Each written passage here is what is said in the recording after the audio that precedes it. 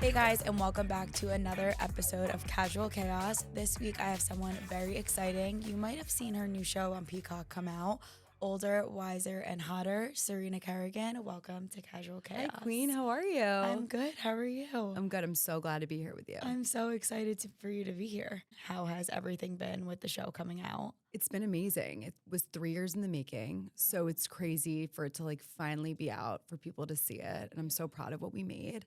And did you enjoy it? I loved it. I was binge watching all of last night, and on my ride here, I was on episode 5. Okay, great. It gets kind of crazy after episode 5. Well, you just buried your ex. Yeah, I did just do that. Coffin made it to the show in LA. Isn't it a great idea to just bury our exes, 100%. have a funeral for them? 100%. A funeral, very important. And I love how Felix was like, I really don't need to know about your past. You do though. It's a part of my plot. You know what I mean? And that killed me. It's the plot. It's literally my I was plot. like, I need to say that more often. Right? But you are known as the Queen of Confidence. What mind shift did you have to really get you into that? Or have you always been this confident? Definitely not. I feel like I wrote that on my Instagram bio in 2017. I was like, I'm the Queen of Confidence and I saved a seat for you at my throne because I wanted to embody that, not because I was that or I'm coming from a place of authority. Literally, I just wanted to become that and realizing that I had tools that helped me become confident that I could help other people. And I think for me, confidence means becoming your own best friend. Do you always like your best friend? Does she piss you off? Does she annoy you? Do you think that she has an ugly outfit sometimes? Yes. But do we go to bat for her? Do we ride for her? Do we pick her up when she's down? If she got ghosted, do we say yeah, you're not going to end up with anyone? Or we're that guy, let's go on a date. Let's go have fun. Let's go out with our friends. You know what I mean? Yeah. So that's really what I think confidence is. And talking to myself in that way of being my own best friend is really what helped me get there. Everyone always says that you have to love yourself first to be able to move on in a So relationship, anything. So I love that whole thing because you really do have to love yourself and be confident with yourself because then you're never going to be your own person. Right. And it's not realistic that you're going to love yourself all the time, but you could be your best friend all the time. 100%. So when was your rise to influencing? This is kind of crazy. So I was working at Refinery 29 as a video producer for 3.5 years. 2 weeks before the pandemic, I quit my job and I was like, I want to build my empire.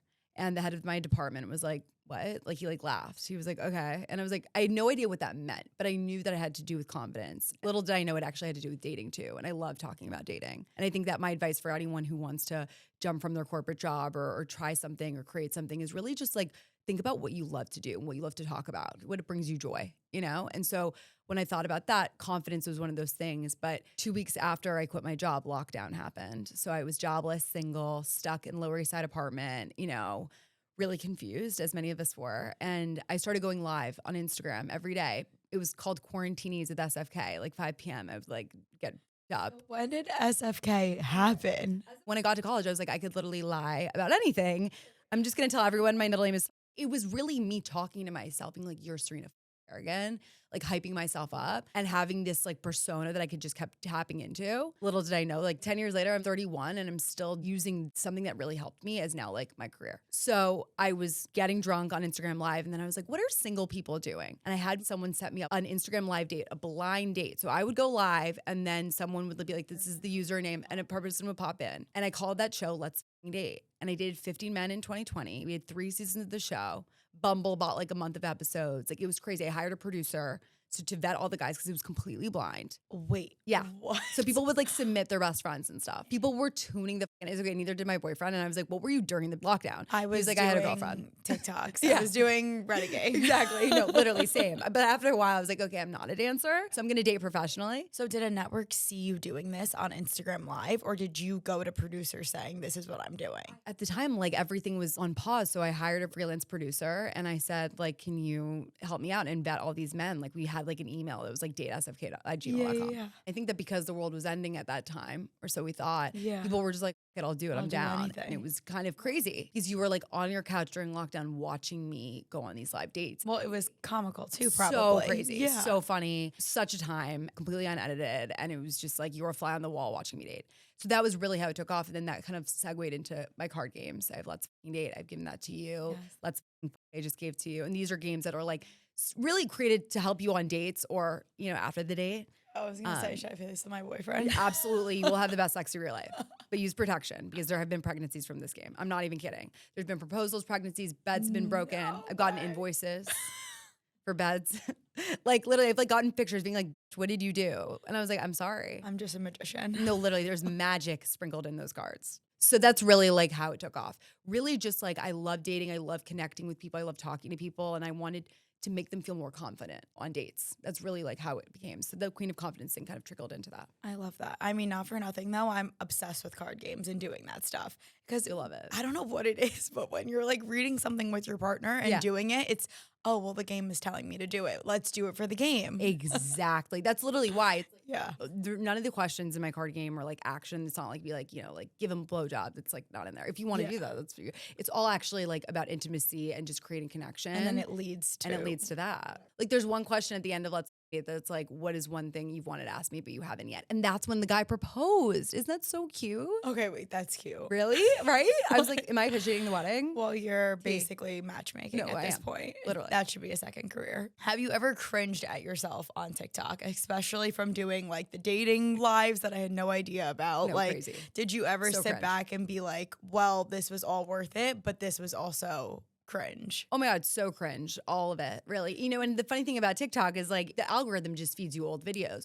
So I see people liking a video from like 2019. I'm like, I don't even look like myself anymore. Like I used to have bleach blonde hair, eyelash extensions, like tarantulas. Like Everyone went through that phase. And it was honestly, I did that my senior year of high school. So 5 years ago. It was a the phase. thing. It was the thing. Yeah. It was the time. But in general, yeah, like a lot of the content I've made is cringe, but who f***ing cares? Like once you realize that no one actually cares about what you're making or who you are, like they're really thinking about themselves. It's so liberating. Yeah. Like people don't actually care. They might leave a comment, they might say something mean, they might send it to their friends, but like they're really thinking about themselves. And the way that I proved this theory is I want you to tell me 3 Instagram stories that you tapped through yesterday, verbatim, like text on screen, who said it, what do they say? Oh, I tap all the time. Like, but can you remember a single? No. You can't remember a single. No, not one of them. But you probably remember the stories you posted yesterday. Oh, probably, yeah. That's 'Cause what you I'm only saying. worry about yourself. So how liberating is that? Like you're tapping all day and you don't even like, you don't even remember what you're seeing.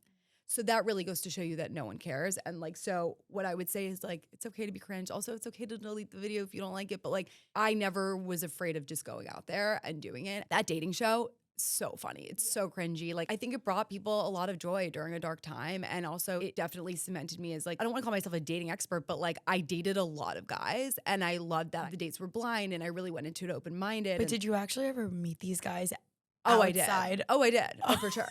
For the last season, I had my audience pick a winner because I couldn't. And they picked a winner and he ended up flying out to New York for this finale. Got him a hotel, production budget. LOL, just me. Yeah. I was like, do you want me to stay at the hotel with you? He was like, no. And I was like, okay, fair. It didn't work out. But like the audience was like so obsessed with it. I Yeah. thought I was in love. I wasn't. I figured that out later. But then he went on Too Hot to Handle. And I was like, no way. I made you. I set you up for this. No, yeah, like literally there's jaws being dropped in the studio. No, literally, I was fuming. I was like, do I get some kind of credit? But then he like got kicked off the show as a villain. So Okay. it was for the best. I think it was more about confidence in dating and realizing that like you're gonna date a lot and like you might not like the person. It doesn't mean that they're a bad person. It just means that they're not for you. And that's the same thing. When someone rejects you, it doesn't mean that something's wrong with you. It just means that person didn't like you that much. Yeah. And that's okay. There's someone that will. I feel like COVID also, it either made people have tough skin or made them fall off the ladder. Right. Also with that though, everyone was, I think, more confident doing that because it was behind a screen. For sure. There was a full audience watching them though. I literally would have to be like, don't read the comments. Cause you know, the comments would come Yeah. up and people would like have them so much fun like commenting. That was also part of the show. But I would always be like, don't read the comments, just look at me. Yeah. But yeah, no, I mean like I had to be funny, engaging, pay attention to the audience, pay attention to the producer that's texting me, but also like make them feel comfortable on a date. Cause that's important too.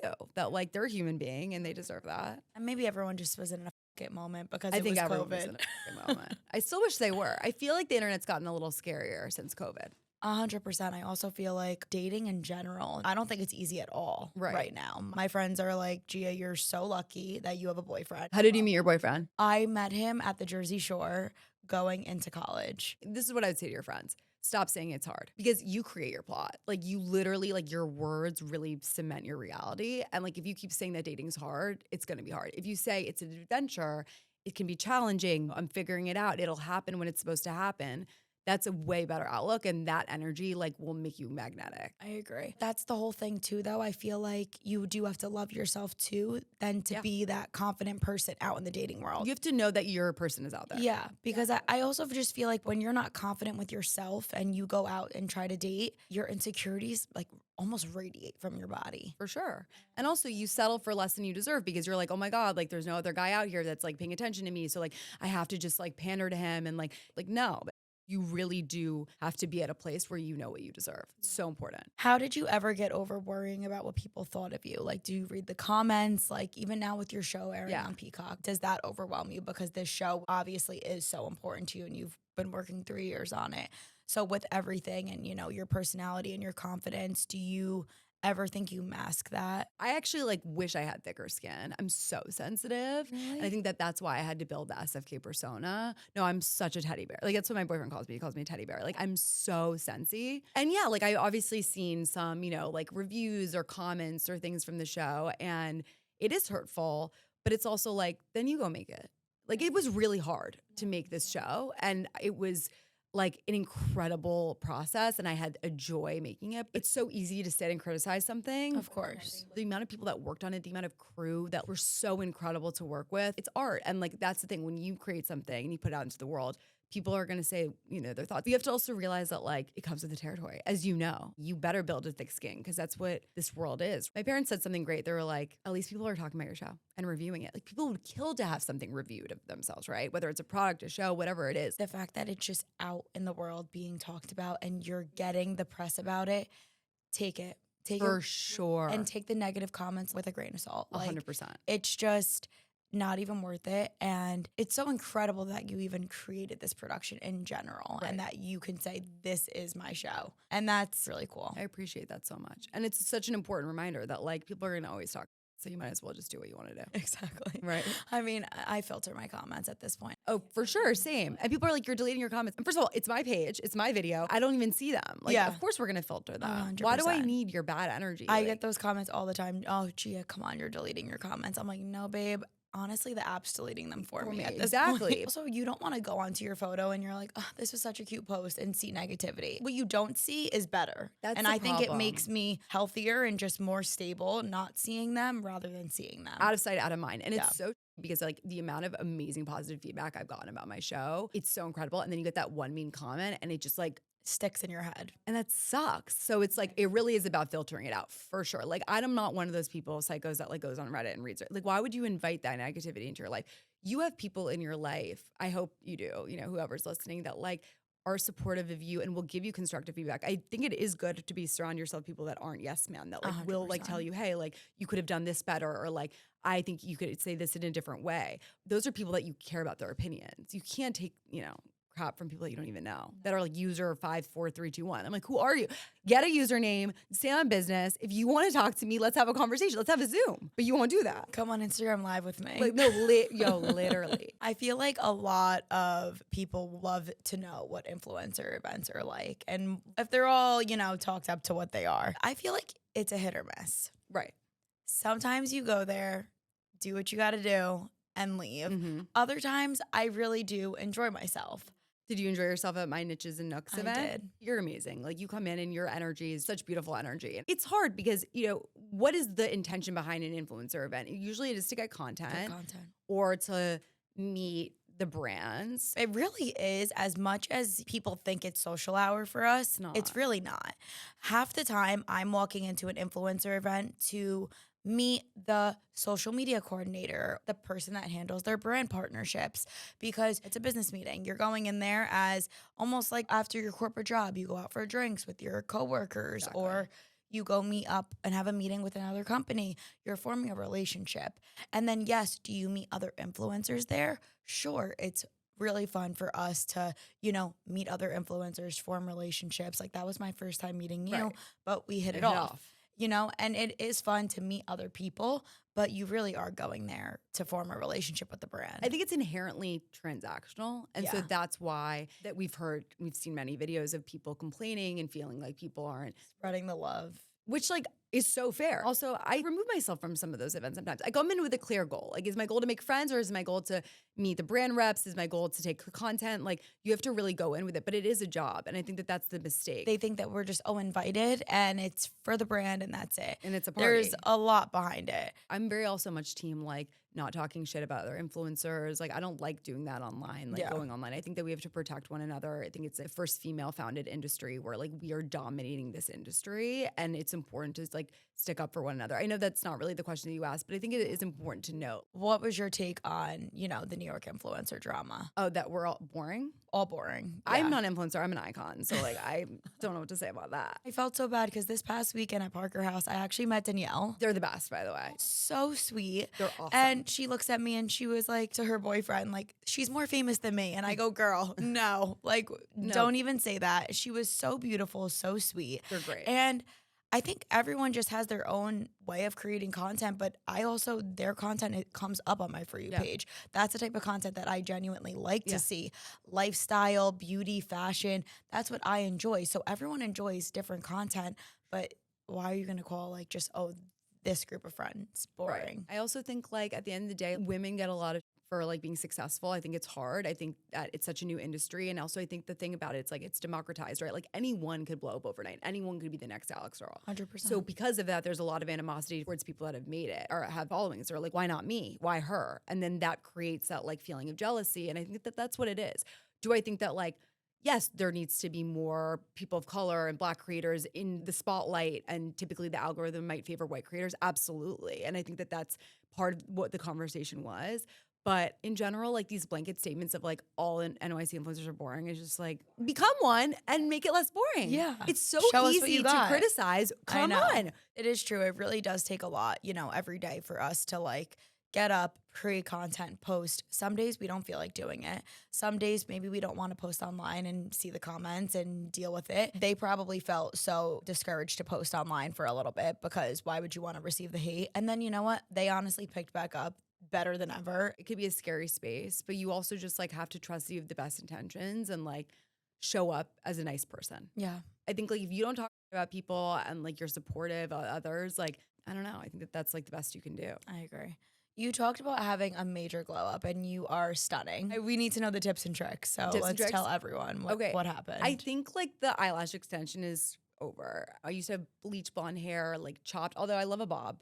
But I don't know. I think it's about leaning more into like your natural features, if that makes sense. Yeah. Not to say that I don't have a lash lift. I do the lash lifts. I have highlights. Like when I say natural, I mean that very, I don't mean that like actually. Maybe surface level. I made a video like, kind of making fun of how I used to look, and someone commented being like, you shouldn't put your former younger self down. And I think there is some validity to that, where it's like being in your 20s and even your 30s, whatever age you're at, like it's about experimenting with your look and figure out who you are. And I feel like I'm more comfortable with myself now, but like it's okay to try different things, dye your hair, like figure out who you are. That would be the tip for the glow up. I agree. I mean, even now, just little things. I don't wear nearly as much makeup.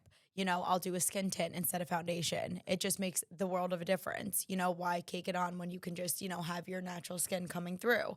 You also have a new book coming out. Let's date. What is your best piece of dating advice? The one that I said earlier, which is like the way you talk about your dating life is so important. It really creates the reality. So like really try to refrain from saying things like, it sucks, I'm never going to meet someone, it's so hard. Stop saying that. That's bad energy. You got to like really change the way your mindset and your mentality, because I think that you become more open. 2, I think obviously you have to really work on the relationship with yourself, because if you don't, then like you will accept things that you don't deserve. And it could be very subtle things, but you'll kind of like turn a blind eye to like, maybe him not being as responsive or like, and then I would say like for a first date, 2 drinks and ditch. Like you do not need a third drink. Nothing good ever happens after the third drink. They need to earn their time with you. And I think that 2 drinks, 2 hours is enough for a first date. And every time I've stayed longer, I've regretted it. And like, I don't know. It's just like, it's not your best self. If we're talking about heterosexual relationships, like they're men, like they're hunters. If they want to see you again, they will text you 24 hours and they'll see you again. Couldn't agree more. You're now in an amazing, healthy relationship, but what was your worst New York City dating story? Oh my God, I have so many.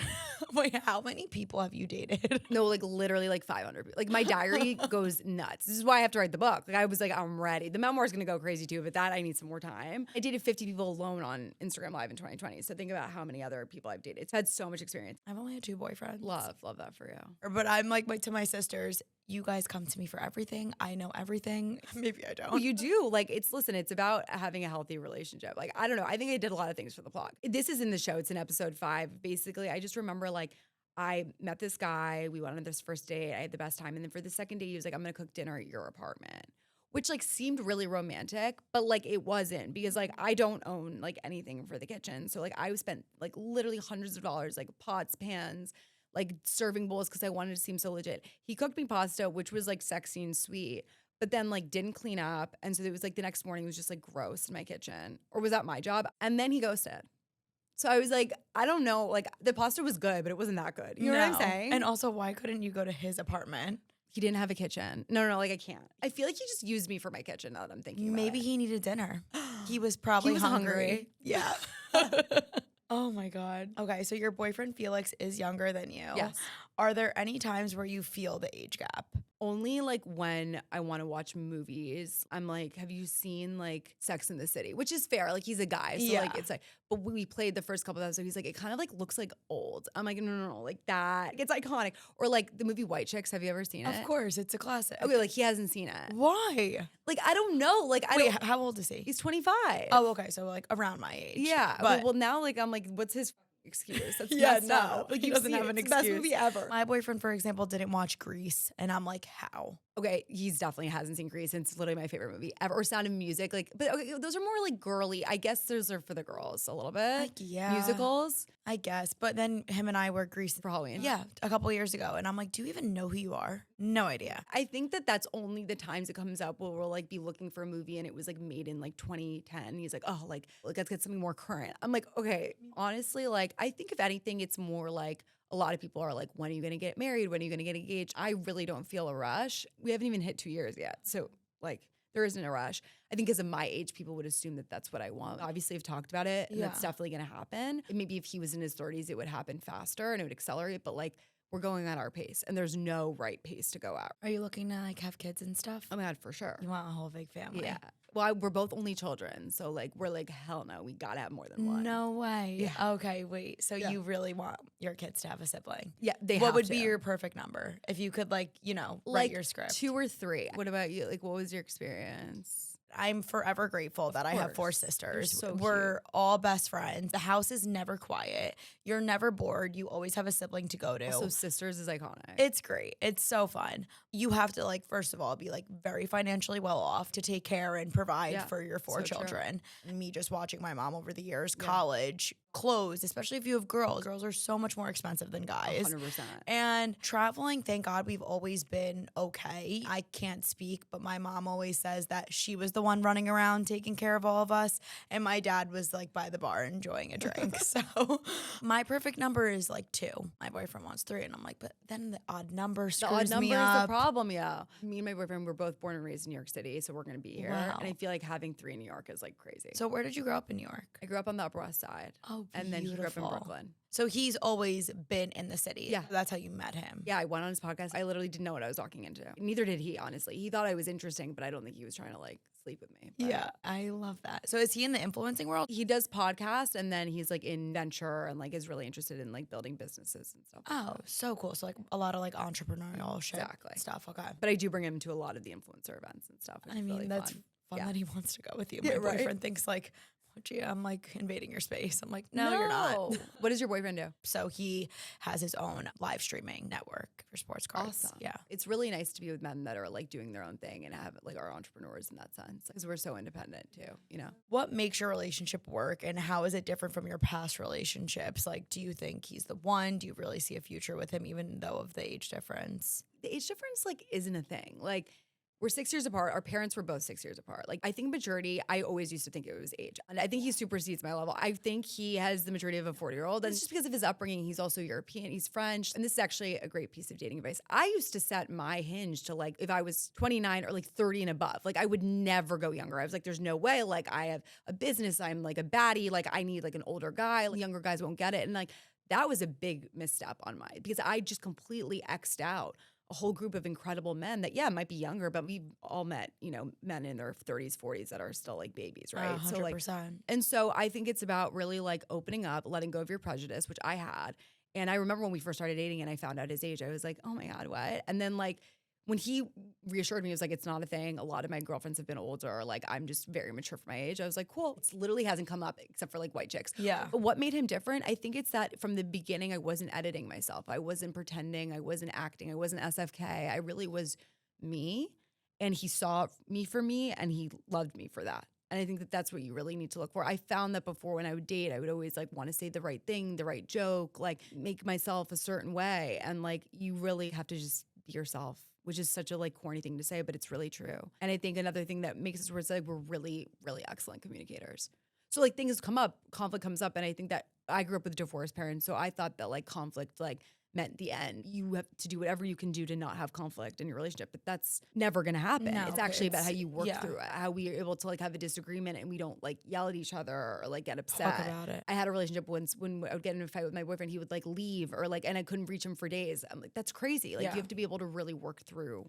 Leave or you scream at each other and or the one Silent treatment. when the one person always has to be right. Oh, no. So with us, it's like when we have a problem, we both want the resolution to be where we're both happy. Not, I was right, you're wrong. It's like, how can we see eye to eye here? But that also creates such a healthy, stable, just environment for your relationship. But it also probably makes the both of you also so confident in your relationship. For sure. When you're doing like that toxic fighting, both go crazy then. It makes you both insecure in the relationship. It's terrible. So you grew up in New York City and your mom actually created the show My Super Sweet 16. She works on TV and she created that show. She didn't let me have one because she was afraid that like I would come off as a brat, which is fair. Like they did make the girly scene that way. It's a reality show about girls that would have their Sweet 16. They would always get a Range Rover. They would also like get like a pimple before like the party and like it was like Freak drama, out. but it was Okay. iconic. She was just like, you can't be on it. We don't have that type of money. We're not spending like hundreds of thousands of dollars on a party, but it was so epic. Yeah, because, well, the parents would obviously pay for all of it. Of course. Yeah. Of course. So what was your childhood like growing up living in New York City? I always imagine growing up in New York City like Gossip Girl. Yeah. Yeah, you're right. I mean, like, I didn't have that kind of money, but a lot of my friends did. Yeah. It was a level of wealth that was like kind of insane. But honestly, like worked out in my favor because that's why I had so much drive. Honestly, like growing up like that, I was like, whoa, I want some of these things, Yeah, you know? of But course. it was like everyone had a Hamptons house. A lot of my friends had drivers, like so much access to money. And while that could be great, on some level, also the downfall was I think that instead of parents giving the kids attention, they would give them money. They were really actually losing out on what they needed the most. And a lot of people that I knew, you know, growing up, like ended up going to rehab or like having serious drug problems, just like had no drive, no anchor, right? Yeah. And so that was the downfall, also very Gossip Girl. But yeah, like we didn't have basements to drink in, like in New Jersey. Like we would go clubbing. We couldn't even go to bars. Like in New York, you could go clubbing because they wouldn't care. Like I remember once I went to Lavo and I like handed in my fake ID. I was like 16. I was like also the girl that got everyone the fake IDs. Like they were so bad. Like, he looked at it, he goes, you ever been arrested before? And I literally snatched the ID and like I literally ran home. Growing up in the private school system, like that was very Gossip Girl. But on the flip side, like growing up in New York, the wonderful thing about it is like taking the subway when you're like 12 years old, you're around every type of ethnicity, race, socioeconomic class. Like you're really like, you're so not judgmental because you're not in a car. Like you're literally like rubbing elbows with every type of person. And I think that that's what's so beautiful about growing up here and the level of independence that you have at such a young age. I can only imagine. Like all the time, like Yeah. just so independent. And I think at the end of the day, like if you have great parents that raise you and like that, you know, care about your well-being, like you're good. You made such a good point though, because you really do open up your children to so many different things. Totally. But then I do also see the downfall of not showing your kids the love. That For makes sure. me sad. Yeah, I know. I don't like that is that. very Gossip Yeah. Girl too. It's very like Chuck Bass coded. Oh yeah. There's so many of him. And Blair when she was like begging for it. For sure. I know. No, it really was. Everyone asked me that. And honestly, it's true. There was a lot of similarities. And also the show was filming when I was in high school. I was obsessed. Also, my name is Serena. My mom's name is Lily. like the main character on the show. Oh my God. Which is crazy. There's like a lot of weird overlaps with us. When they brought the show back, I actually ended up meeting the creator. Josh Schwartz is his name. I was like, can I please come on, make a cameo? And he's like, for sure. And then the show got canceled. Did you watch the reboot? No, I didn't. Yeah. I was in like the background because my mom would bring me on auditions Yeah. and all the time in New York. It's literally on Housewives. My agent at the time called my mom and she's like, did you want to be an extra on Gossip Girl? And I was like, yes. And I'll watch Gossip Girl over and over again till the end of time. And Felix is kind of giving Dan, right? Like with the Brooklyn thing. 100%. Podcast, Right? Dan was a writer. Same thing. What was the most New York City thing you did as a child that you didn't realize at the time? Clubbing at 16. Yeah. Like, that's crazy. I really did not go to the clubs until like I was 20. Yeah. But I would never even try like a Hoboken bar or a Jersey Shore bar You can't, until though. I was 21. That would just never happen. But think about it. These kids would just be like, here's my card. And the clubs don't care. Like, they want Yeah. to get paid. That was insane. Like, thinking back Oh, on it. crazy. Prom, we like took a yacht sailing around the Hudson River. Like, it was nuts. Like, there was moments like that were really iconic. But I don't know if That's they would so happen fun. now anymore because of social media and stuff. Even the little things like renting a shore house. My Right. boyfriend's cousin, all their friends rented a shore house. They're seniors in high school. They got kicked out within hours of them Right, being there. right. Are you a Bravo fan? And what is your favorite franchise? I heard you were also asked to be on Summer House, but you turned it down. First of all, it's so weird because like I legit feel like I watched you grow up, which is Aw. so crazy because like you're such a mature, young, lovely woman. But like I literally Thank you. watched your mom's season, obviously all of them when I was Yeah. younger. And your mom is an icon, but we're so Thank you. cute. It's Thank crazy. you so much. Obviously, I love all the housewives. I've stopped watching now. I will Yeah. say nothing's like the OG, which I'm No. sure you can agree. I could agree. Nothing's like the OG. Summer House, I mean, listen, like, did they offer and I turned it down? No, they asked to jump on the call with me. You know And what I like mean? kind of do that interview process. Yeah, and I've done it and I've definitely entertained it. They asked me for Housewives too. I'm like, I'm not a housewife, but like for the pot. I think for me, it's like my mom worked on TV, worked in unscripted. Yeah. So I saw the behind the scenes a lot. And I think that it's a scary thing when you're on these shows, which like you can attest to, and you don't have control over your edit. And you also really need to be open with letting your entire life out there. Like everything. Correct. And if you don't want something aired or You brought have no up, choice. sorry. If someone brings it up and it's juicy, And you have no control of your edit. So No. I think that I've always, because of that, because of her influence on like my mom, it's just like I feel like I've never like been able to. I think it would be really fun. yeah. But I also think like again, I'm sensitive and I don't know if I'm ready for that. Like I think the housewives themselves are amazing, but I think the show isn't as good because maybe it's that like wanting control over how you're perceived that That's where the ganging up and investigation also comes in. So it's like, okay, we'll team up these 4 girls to go against those 3 girls and gather all the stuff that we can on those 3 because there's always a person every season that gets ganged up on. Right. This season, they trashed my mom. Right. All right, they went at her. Yeah. Then next season, it'll be this person. And that's how it is every season. You'll have your down seasons or you'll have your seasons where they make you look really good and you have a great edit. But I feel like Housewives, the women are obviously older. I know they're trying to make it more into a younger demographic or not even younger Would you ever do demographic. Housewives? Maybe because I kind of know how to like Yeah. play the game a little. Obviously, if there was something in my life that I was like, no, but I'm already at this point where my life is so public and I really do give my audience everything and give my fans everything. I really don't hide anything. I wouldn't say I would be opposed to I it. would love it. And I'd watch it. things, as you were saying, like the OG is better. Like housewives that have families and young children and kids, it's more enjoyable to watch them from the start to the end. So true. And that's why I feel like, you know, if one day that ever happened, like me becoming a housewife, I think that would be Andy Cohen's dream. They need to bring Jersey back. How did you come up with the idea of your show? Because it really kind of is like an autobiography in a way. Yeah. So like, how did that all come into play? So I did a confidence comedy, like one woman show. I've done it like all over the country. I've never done it in LA before. So I knew that I wanted to use all of that, you know. As a tool. You're also kind of manifesting your dream of going to LA. Exactly. It was a 2-for-1 deal. And then, so I knew I wanted that to be in the show, but it couldn't be the whole thing. Like I didn't want it to be like a comedy special. I wanted there to be a binary between SFK and Serena and like feeling like you have this persona online that you're playing. Because I think that's relatable. I think we all can relate to that to some degree. And then the person that you're in real life, like that kind of like friction and tension between the two.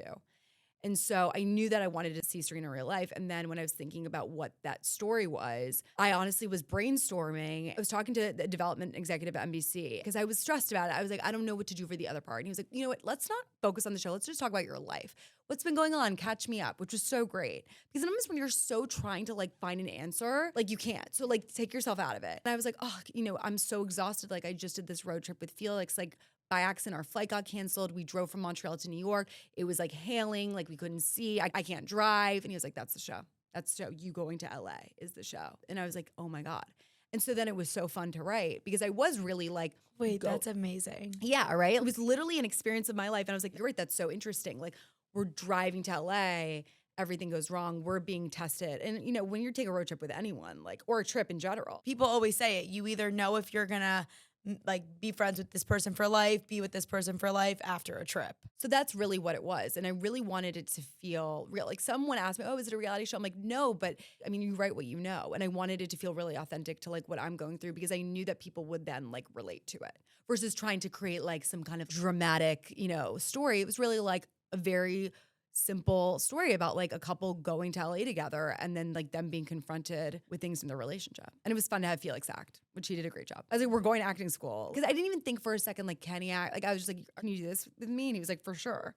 Which is like an amazing partner. Supports you with everything. That's awesome. That's all you could ask literally, for and more. No, literally. You have a saying to do it for the plot. Yes. What is the craziest thing you've ever done for the plot? Recently went to a restaurant and I heard that Taylor Swift was there. And I was like, I have to give her my card game. And so Felix was at home. He put my card game. Such a good story. It's such a good story. He put my card game in an Uber package. Yeah. I left the restaurant. Millions of paparazzi fans already waiting outside. So I was like, okay, she's here. I grabbed the card game and I'm sitting there. And we went to the corner store, eating everything, drinking everything. Everyone's filing out of the restaurant. All of a sudden I see like Blake Lively's incredible hair. So I'm you were there when they left the restaurant. Oh, yeah, no, I was there. No, I wasn't just there. I was there. I would never go up to someone ever. I knew she was going to exit and I was sitting at the bar. So I knew she was going to pass right by me. So it was Ryan, Blake, Taylor, and Travis. And I literally was like, hi, I'm such a fan and I created this card game and I think you would really love it. And she literally looked at it and she goes, oh my God, thank you so much. But no, thank you. But thank you. Like, it was so sweet. I don't think she could take it from me. If she started taking things from fans, she'd probably be dead. Like, yeah, I think it would be too much. There could have been like poison. It looks like a cigarette. Yeah. Like a box, which was on purpose. She's probably terrified. The level in which she actually like responded and was so sweet. But guys, my friend was like secretly recording it and my face, like when she was like, thank you, but like, no, turn out, I was mortified. This is the worst day of my life. I was like, oh my God, I put her in this position where she had to say no. But then I got over it because it's such an iconic story for the plot. Like, who cares that she said no? She's Taylor Swift. And by the way, I kept the game that she rejected. One day I'm going to meet her and I'm going to be like, funny story. And we're going to be besties. It's all good. I was so scared. Even afterwards, I was obviously felt that like, oh my God, rejection. But I was like, wait, this was literally so sick. And like, we interacted. You miss 100% of the shots you don't take. I'm so glad that I did it. No, but the fact that you did it. It's iconic. I mean, she might see this clip. She will. We should cut it down. My mom actually met her at Coachella one year and she knew who my mom was. So I was like, okay, maybe she will see this clip. How does it feel to live my dream? Gossip Girl, Taylor, love, obsessed. And that is all we have today. But Serena, thank you so much for coming on today's episode of Casual Chaos. You were such an amazing guest. Thank you so much for having me. You're so wonderful, truly. Thank you. And best of luck with everything. Thank you so much. So happy for you.